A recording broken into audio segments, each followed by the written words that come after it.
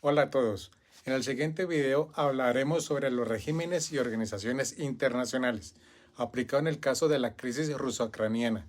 Según Stephen Krasner, los regímenes internacionales son principios, normas, reglas y procedimientos en torno a los cuales convergen expectativas de los actores en un área determinada. Esto significa que los regímenes son como acuerdos implícitos o explícitos que guían la conducta de los estados. Por otro lado, Robert Keohane en After Hegemony sostiene que las instituciones internacionales hacen posible la cooperación, aun cuando no hay un poder hegemónico que la imponga. En la crisis ruso-ucraniana vemos cómo estos regímenes y organizaciones han intentado actuar. La ONU, su Consejo de Seguridad, quedó bloqueado por el veto ruso, lo que demuestra una gran limitación estructural. Sin embargo, la Asamblea General aprobó resoluciones condenando la invasión y reafirmando la soberanía ucraniana. La OTAN ha sido de los actores más visibles, reforzando el Frente Oriental Europeo y enviando asistencia militar, aunque sin intervenir directamente en el conflicto para evitar una escalada global. La Unión Europea aplicó sanciones económicas históricas contra Rusia, redujo la dependencia del gas ruso y ofreció ayuda financiera y humanitaria a Ucrania.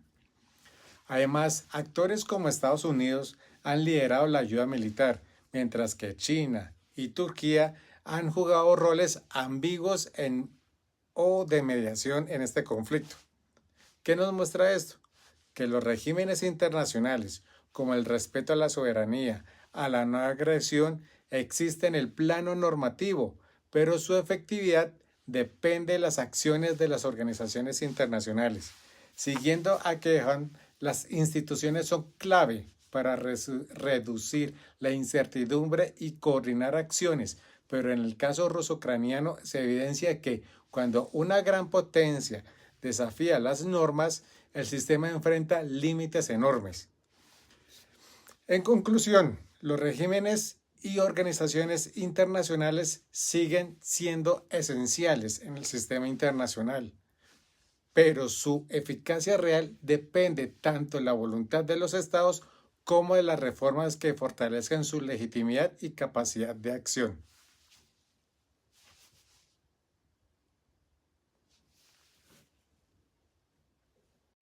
Cordial saludo, mi nombre es Laura Jimena Pava Callejas y a continuación les voy a hablar de la intervención de regímenes internacionales ante la guerra de Ucrania y Rusia. Este conflicto estalló formalmente en febrero del 2022, que ha generado repercusiones a nivel global, no solo en plano militar, sino también económico, diplomático y humanitario. Desde que inició la guerra, hemos visto cómo distintos actores internacionales, tanto estatales como multilaterales, han tomado partido de diversas formas. Algunos lo han hecho de manera directa, con apoyo militar y económico, y otros de manera indirecta o neutral, mediando o manteniendo relaciones con ambas partes. Las posturas han estado fuertemente influenciadas por el tipo de régimen y sus intereses estratégicos. En el bloque de apoyo a Rusia predominan los regímenes autoritarios o con fuerte centralización de poder. Algunos de los estados que apoyan a Rusia es Corea del Norte, que ha enviado armas y militares, Irán, que ha proporcionado misiles y tecnología, China, que aunque no ha participado militarmente, ha ofrecido respaldo económico y político. Algunos de los estados que apoya a Ucrania es Estados Unidos, que ha liderado el apoyo militar y financiero. El Reino Unido, Francia, Polonia, Canadá y algunos países occidentales han enviado armas, asesores y ayuda económica. La Unión Europea ha adoptado sanciones económicas sin precedentes contra Rusia. Por otro lado, los países que respaldan a Ucrania en su mayoría son de régimen de democracias liberales y sus miembros de organizaciones son de organizaciones como la OTAN, la Unión Europea. Estas acciones no solo reflejan solidaridad, sino también un interés por preservar la seguridad regional y el respeto al derecho internacional. El papel de la Unión Europea ha sido fundamental, ya que ha impuesto más de 18 sanciones a Rusia, las cuales incluyen el límite del precio del petróleo ruso, la prohibición de importación de importaciones energéticas, la congelación de activos del Banco Central ruso por más de 200.000 millones de euros, restricciones de transacciones con empresas estratégicas como Gazprom, iniciativas de como la operación Oscar, que investiga elusión de sanciones y lavado de dinero.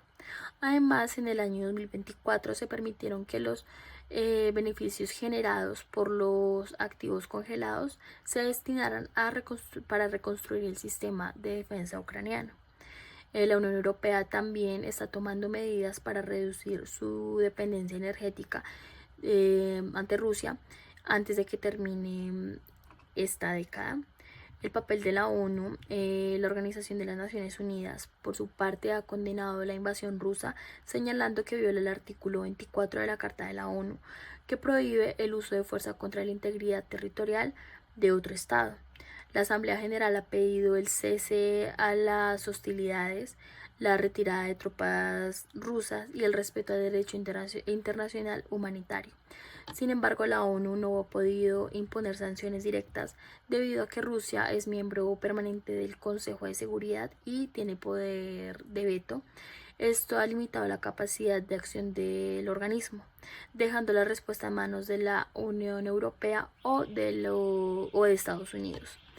Este conflicto ha visibilizado cómo la postura frente a una guerra está fuertemente influenciada por el tipo de régimen político, los intereses geopolíticos y las alianzas internacionales. Las democracias occidentales han respaldado a Ucrania con fuerza, mientras que los regímenes autoritarios han tenido que apoyar o justificar la postura rusa.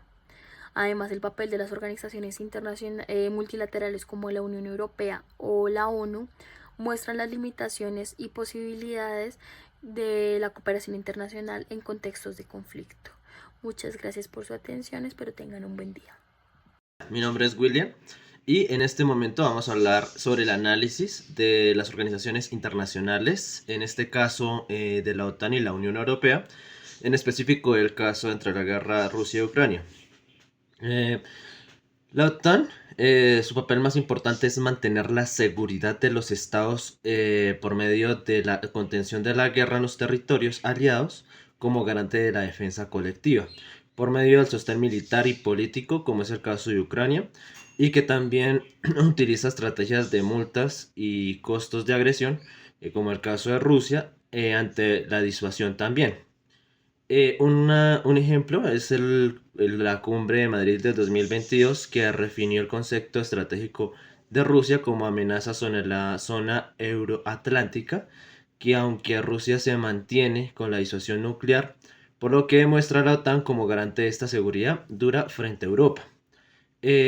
Con la proyección global demostrando aquella efectividad de declarar un entorno crítico, pero reforzando la credibilidad en el refuerzo de capacidades, según Oropesa. Los desafíos de la OTAN, uno de ellos fue el intento de la ampliación de suscribir a Ucrania, pero por la percepción de Rusia fue una amenaza de la seguridad geopolítica. Mediante la misma situación, esta se puso en riesgo la geoestrategia del control marítimo por Crimea y el Mar Negro, como una pérdida de la estructura de seguridad y demostrando la limitación en la efectividad para terminar la guerra y manteniendo el equilibrio. También es criticado por la dependencia del liderazgo de Estados Unidos y lo relaciona en la legitimidad ante terceros, ya que la narrativa es de defensa de valores, pero presenta con términos de globalización, según Peña.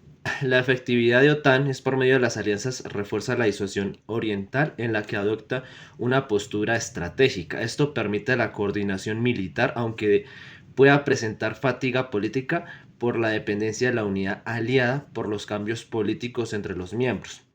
Implica para el sistema internacional el reordenamiento como polo militar en la agenda global, aunque no elimina el dilema de la seguridad militar, según Peña. La Unión Europea, su objetivo es sobre lo económico y lo energético, sobre sanciones y avances de ciberseguridad. Pero por la guerra entre Rusia y Ucrania generó un cambio estratégico sobre el sistema de seguridad en la política, la economía y la tecnología, ya que para Europa depende de otros estados como Rusia, como el recurso del gas, y Estados Unidos en la seguridad militar. Como estrategia para los miembros de la Unión Europea, cambia su política financiera para crear fortalecimiento de la seguridad sin depender de otro Estado que pueda verse en futuro como una amenaza y con ello fortalecer la interdependencia de esta Unión Europea.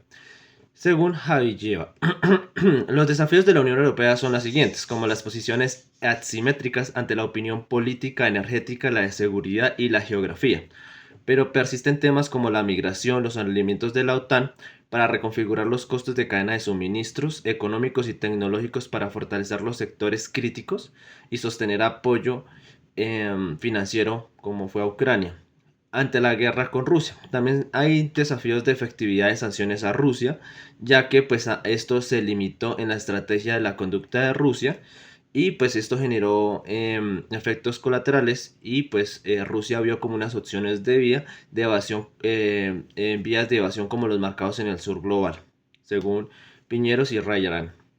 La efectividad de la Unión Europea son de temas de sanciones, apoyo humanitario, económico y regional. Internamente la resistencia energética, pero quedó muy limitada a instrumentación de coerción ante las capacidades militares, sin contar con el apoyo de Estados Unidos, según Paranieto. Las implicaciones para el sistema internacional para la Unión Europea incorpora la seguridad política normalizando el uso de las sanciones como herramientas estratégicas y estimula la alianza de Rusia con otros actores como escape en los efectos sancionatorios y la guerra que se aceleró la segmentación, repolarización geopolítica según Piñeros y Rayran. En conclusión, lo que tenemos en cuenta en estos dos sistemas internacionales, las organizaciones como la Unión Europea y la OTAN, es una combinación perfecta de las organizaciones. Primero por la efectividad de la presión económica y por otro lado el apoyo militar ante los conflictos de estados, como fue el caso de la guerra entre Rusia y Ucrania, porque sostuvo la defensa de Ucrania y las sanciones de costos por agresión a Rusia, y la reconfiguración de la seguridad a Europa, que como logró gran tiempo como resultado de esta efectividad y disuasión y resiliencia, según Parapeña, pero presenta una cierta debilidad ante los canales de mediación por las condiciones de cohesión interna durante el compromiso y los riesgos de nivel escalada. Es necesario el fortalecimiento de esta autonomía, la estrategia de la Unión Europea y reconstruir los canales multilateralismos desescalada como la opción política. Esto, pues, según Javi Lleva. Muchas gracias.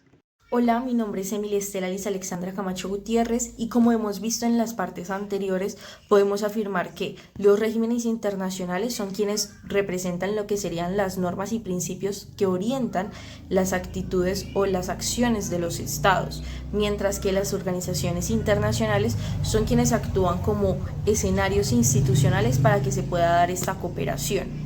Pero en conclusión también podríamos afirmar que los regímenes y las organizaciones institucionales son instrumentos esenciales, pero no suficientes para que se pueda lograr lo que debería ser una verdadera cooperación en un sistema internacional tan complejo. Podríamos decir que su efectividad o su éxito puede depender de tres factores, lo que sería la capacidad de adaptación de las instituciones, la voluntad propia de lo que sería cada estado, la voluntad política de cada estado y lo que sería la confianza o la generación de confianza mutua. Tal como explica Keown, la cooperación internacional nunca es automática, requiere negociación, compromiso y mecanismos institucionales que le den continuidad. Muchísimas gracias.